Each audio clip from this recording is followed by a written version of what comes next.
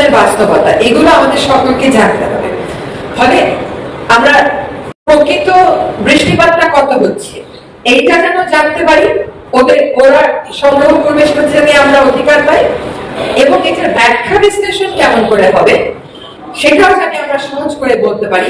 আমাদের যেন সেই সক্ষমতাটা মানে সঠিকভাবে এবং সহজভাবে বলার, সেই জন্য এই চুক্তিটা স্বাক্ষরিত হয়েছে। এই চুক্তিটা মার্কিন আমাদের বিলেতে ইউনাইটেড কিংডমের এমনকি সংসদেও আলোচিত হয়েছে যে আমরা যখন অ্যাডাপ্টেশনের সাহায্যের কথা বলি, জলবায়ু পরিবর্তনের সাথে খাপ খাইয়ে নেওয়ার জন্য সাহায্যের কথা বলি, সেই সাহায্যটা আসলে সক্ষমতা বৃদ্ধির মাধ্যমে হতে পারে। এটাকে দান করলাম, এককালীন দান, এককালীন অনুদান তা না। এটা যখন একটা প্রতিষ্ঠানকে একটা সরকারের আপনি কাজটা শিখিয়ে দেন, তখন কিন্তু ওই সরকার অনেক দূরে এগিয়ে যায়। কাজে আজকে আমি I thank the UK Met Office, I thank the ministers whom I met in UK, and I thank the UK High Commission for taking it forward with all sincerity. And although Sarah is not present amongst us, please convey our heartfelt gratitude to her for the leadership that she has demonstrated.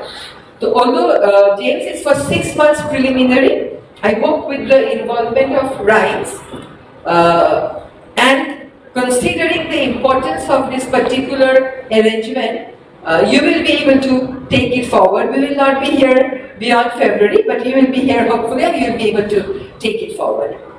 একটু হাওয়ার নিয়ে কথা বলি। এনজিওরা তাদের প্রকল্প তাদের মতন বাস্তবায়ন করবে, সেখানে আমাদের কোনো বক্তব্য নাই। কিন্তু একটা প্রকল্পের কাজটা যদি সাস্টেইনেবল হতে হয়, টেকসই হতে হয়, তাহলে কোনো একটা মেকানিজমে সরকারের সাথে কাজ করাটাও জরুরি। এটা এই জন্য বলছি যে আমি এসে দেখলাম পানি সম্পদ মন্ত্রণালয়ের যত অধিদপ্তর আছে তার মধ্যে সবচেয়ে অবহেলিত হচ্ছে আমাদের হাওর অধিদপ্তরটা। অথচ এই হাওরে যদি আপনার খাদ্য ব্যবস্থা কোনো কারণে ফল করে, 17% খাওয়ার সাপ্লাই আপনার কমে যায়।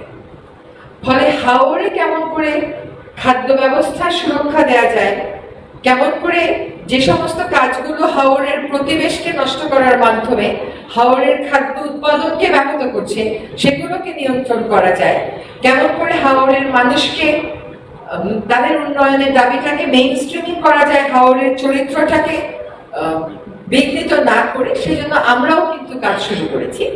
আপনারা জানেন যে আমাদের হাওরটা একটা হাওর বোর্ড ছিল। হাওর বোর্ডটা একটা প্রশাসনিক আদেশের মাধ্যমে হাওর অধিদপ্তর হয়, কিন্তু এই অধিদপ্তরের কোনো সাংগঠনিক কাঠামো নতুন করে অনুমোদিত হয় নাই। বোর্ডের সংগঠনই এরা অধিদপ্তর হয়ে গেছে। এটার অধিদপ্তরের কার্যক্রম আলাদা করে করা হয়নি। আমরা এখন হাওর ও জলাভূমি অধিদপ্তর